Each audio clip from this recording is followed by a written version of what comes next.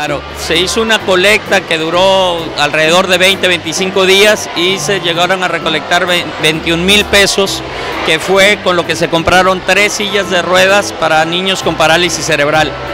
los mismos que fueron donadas el día de hoy, y un padre de familia que es el proveedor de la casa que nos las dio, que es el señor Joaquín López, donó una silla más para hacer las 4 sillas que se entregaron el día de hoy. No, estamos haciendo una serie de eventos, no ninguno en especial, pero sí estamos haciendo eventos con motivo de los 10 años de Kriver y muchos de ellos son para recaudar fondos para el centro. Tenemos, por ejemplo, el día de mañana el bazar del voluntariado,